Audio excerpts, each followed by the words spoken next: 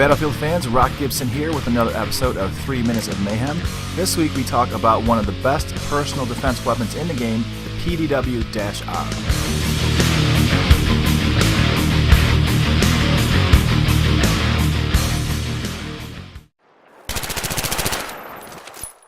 Okay, let's talk about the PDW-R. The PDW-R is a weapon that in the real world actually never made it into production. It was a weapon that was introduced as a conceptual weapon by a company called Magpul Industries. They brought their prototype model to a couple of gun shows, and you actually can go on YouTube and you can see some of their demonstrations with this rifle. And the initial feedback from the community was that people were very excited about the possibility and the potential of this weapon. And for some reason, the weapon just stalled in development, and people aren't exactly sure why.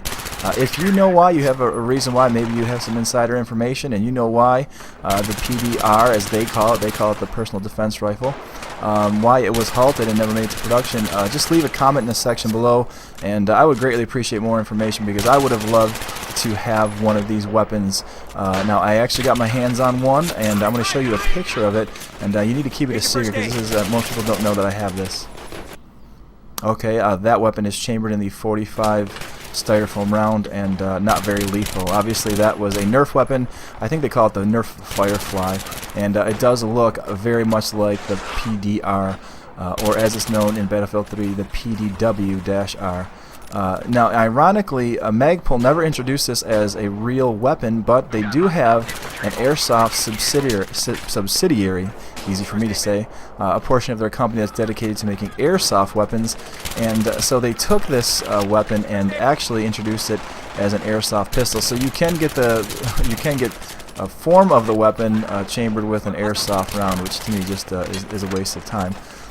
So the weapon, because it's chambered in this rifle round, the 5.56 round is what it's chambered in, which is standard AR-15 M16 round.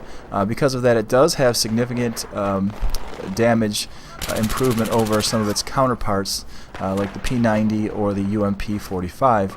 The UMP-45 chambered obviously in the 45 round. The P90 is actually chambered in a round that is proprietary and unique to the P90. You can imagine being on the battlefield and not being able to find some of that proprietary ammo, but you know, the 5.56 standard NATO round is available with most armies around the world, so you wouldn't have any problem finding or resupplying yourself with that kind of ammunition.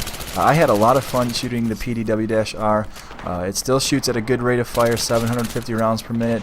I was able to use this in close and do damage. I was also able to engage enemies at a distance and kind of offer the best of both worlds. So you got to play with it, see if it suits your game style, use it, practice, and own the battlefield.